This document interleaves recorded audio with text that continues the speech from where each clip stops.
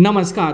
प्रभा साक्षी podcast में आप सभी का स्वागत है। आज के इस पॉडकास्ट में हम बात करेंगे वक्फ बोर्ड के बारे में और जानेंगे कि ये क्या है और इसे क्यों बनाया गया है और क्या किसी भी संपत्ति पर अपना दावा ये कर सकता है। तो आइए सुनते हैं आज के इस पॉडकास्ट को। लेकिन उससे पहले अगर आपने हमारे चैनल को सब्सक्राइब नहीं किया है तो ज़रूर कर ले, ताकि हर रोज़ आप ऐसे ही इंटरेस्टिंग और जानकारीपूर्ण पॉडकास्ट सुन सके। बेटी की शादी हर माँ बाप के जीवन का एक बेहतरीन सपना होता है। वे अपनी बेटी की शादी के लिए पैसे जमा करने लगते हैं, उनकी शादी धूमधाम से करने के अरमान पालने लगते हैं। लेकिन हुआ कुछ ऐसा कि एक व्यक्ति न राजगोपाल ने अपनी बेटी की शादी के लिए पैसे जुटाने की आस में अपनी ज़मीन का एक टुकड़ा बेचने की कोशिश की। लेकिन पता चला कि ज़मीन तो उसकी है ही नहीं। केवल इतना ही नहीं, आसपास में रहने वाले किसी भी इंसान की ज़मीन पर उसका हक है ही नहीं। ऐसा क्यों?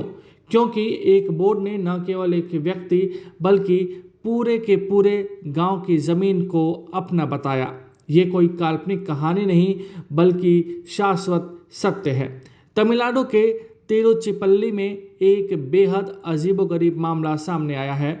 यहाँ मुस्लिम वक्फ बोर्ड खुद को पूरे गांव का मालिक बता रहा है। वक्फ बोर्ड ने पूरे गांव के मालिक होने का एक चौंकाने वाला मामला तब सामने आया जब एक स्थानीय व्यक्ति ने अपनी बेटी की शादी के लिए अपनी ज़मीन बेचने की कोशिश की। राजगोपाल ने मीडिया से बात करते हुए बताया कि ज़मीन के सारे दस्तावेज हैं, लेकिन जब उन्होंने इसे बेचना चाहा तो रजिस्ट्रार ने उन्हें बताया कि यह वक्फ बोर्ड का है और इसे बेचने के लिए उन्हें इससे अनुमति लेनी होगी। ऐसे में आज हम बात करेंगे वक्फ बोर्ड की और इसके साथ ही बताएंगे कि क्या किसी भी ज़मीन पर यह बोर्ड अपना मालिकाना हक जता सकता है। सबसे पहले जान लीजिए कि वक्फ बोर्ड क्या है। वक्फ धार्मिक और धर्मार्थ उद्देश्यों के लिए ईश्वर के नाम पर दी गई संपत्ति है। कानूनी दृष्टि से इस्लाम को मानने वाले व्यक्ति द्वारा किसी भी चल या अचल संपत्ति को मुस्लिम कानून द्वारा पवित्र, धार्मिक या धर्मार्थ के रूप में मान्यता प्राप्त किसी भी उद्देश्य के लिए अस्थायी समर्पण। सरल शब्दों में कहें तो धार्मिक कार्य के लिए किया गया कोई भी दान। ये दान पैसा या संपत्ति का हो सकता है। इसके साथ ही अगर किसी संपत्ति को लंबे वक्त तक धर्म के काम में इस्तेमाल किया जा रहा हो तो उसे भी वक्फ का ही माना जाता है। अगर कोई एक बार किसी संपत्ति को वक्फ कर देता है तो उसे फिर वापस नहीं लिया जा सकता। वक्फ एक सतत इकाई होगी। एक गैर मुस्लिम भी वक्फ बना सकता है, लेकिन व्यक्ति को इस्लाम कबूल करना होगा और वक्फ बनाने का उद्देश्य इस्लामी होना चाहिए। वक्फ का कॉन्सेप्ट क्या है? वक्फ अधिनियम 1995 की धारा 3R वक्फ को मुस्लिम कानून द्वारा धार्मिक या धर्मार्थ के रूप में मान्यता प्राप्त किसी भी उद्देश्य के लिए किसी भी चल या अचल संपत्ति के किसी भी व्यक्ति द्वारा स्थायी समर्पण के रूप में परिभाषित करती है।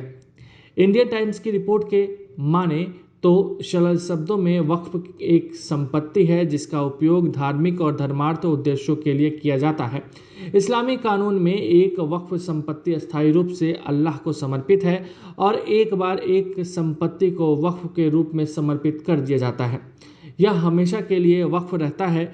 यह दर्शाता है कि एक वक्फ प्रकृति के अस्थायी, अविभाज्य और अपरिवर्तनीय है। मध्य प्रदेश वक्फ बोर्ड की साइट के अनुसार वक्फ एक स्वैच्छिक, अस्थायी, अपरिवर्तनीय समर्पण है जो किसी के धन के एक हिस्से नगद या अल्लाह को समर्पित है। एक बार वक्फ का हो जाने के बाद यह कभी उपहार में नहीं मिलता, विरासत में नहीं मिलता या बेचा नहीं जा सकता। यह अल्लाह का है और वक्फ का कोष हमेशा बरकरार रहता है। इंडियन एक्सप्रेस की रिपोर्ट के अनुसार वक्फ भारतीय ट्रस्ट अधिनियम 1882 के तहत स्थापित एक ट्रस्ट के समान है। वक्फ कैसे शासित होता है? भारत में वक्फ अधिनियम 1995 द्वारा शासित होते हैं। अधिनियम के तहत एक सर्वेक्षण आयुक्त स्थानीय जांच गवाहों को बुलाने और सार्वजनिक दस्तावेजों की मांग करके वक्फ के रूप में घोषित सभी संपत्तियों को सूचीबद्ध करता है। वक्फ का प्रबंधन एक मुतावली द्वारा किया जाता है जो पर्यवेक्षक के रूप में काम करता है। यह भारतीय ट्रस्ट अधिनियम 1882 के तहत स्थापित एक ट्रस्ट के समान है, लेकिन ट्रस्टों को धार्मिक और धर्मार्थ उपयोगों की तुलना में व्यापक उद्देश्य के लिए स्थापित किया जा सकता है। एक स्थापित ट्रस्ट को वक्फ विपरीत बोर्ड द्वारा भी भंग किया जाता है। वक्फ बोर्ड क्या है? वक्फ अधिनियम 1954 अपनी तरह का पहला अधिनियम है। अधिनियम ने केंद्रीय वक्फ परिषद की शुरुआत की थी, लेकिन अधिनियम में कई संशोधन 1959, 1964, 1969 और 1984 में हुए, क्योंकि इसमें कई अड़चनें थी। अंत में वक्फ अधिनियम 1995 को 22 नवंबर 1995 को अधिनियम और लागू किया गया।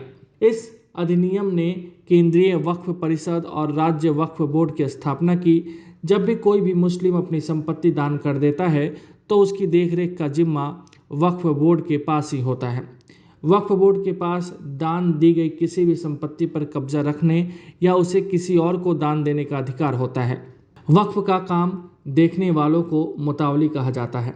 प्रत्येक राज्य में एक वक्फ बोर्ड होता है जिसका एक अध्यक्ष होता है। राज्य सरकार की ओर से एक या दो नामित व्यक्ति, मुस्लिम विधायक और सांसद, राज्य बार काउंसिल के मुस्लिम सदस्य और इस्लाम के जानकार होते हैं।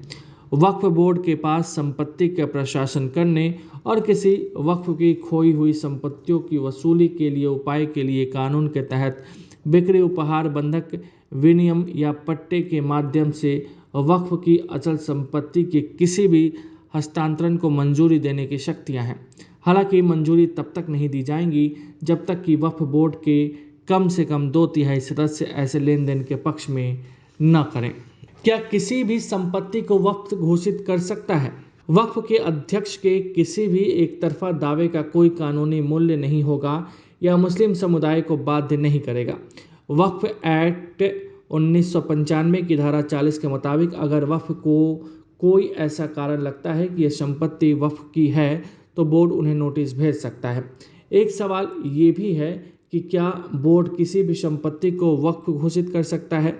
तो इसका जवाब भी वक्फ एक्ट की धारा 3 में मिलता है। इसमें लिखा हुआ है कि उसी संपत्ति को वक्फ घोषित किया जा सकता है जो मुस्लिम लॉ की ओर से मान्यता प्राप्त किसी धार्मिक या चैरिटेबल काम के लिए दान में दी गई हो। वक्फ बोर्ड के मामले पर कोर्ट का क्या कहना है? भारत के पास विश्व में वक्फ भूमि का सबसे बड़ा रकबा है।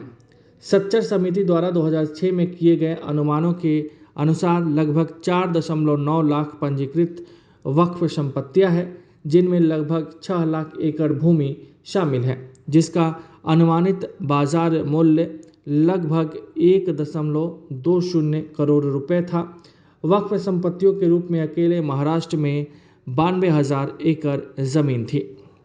बार एंड बेंच के अनुसार सुप्रीम कोर्ट ने वक्फ बोर्ड राजस्थान बनाम जिंदल सौ लिमिटेड ने कहा था कि समर्पण या उपयोगकर्ता के किसी भी सबूत के अभाव में एक जर्जर दीवार या एक मंच को नमाज या नमाज अदा करने के उद्देश्य से धार्मिक स्थान का दर्जा नहीं दिया जा सकता है।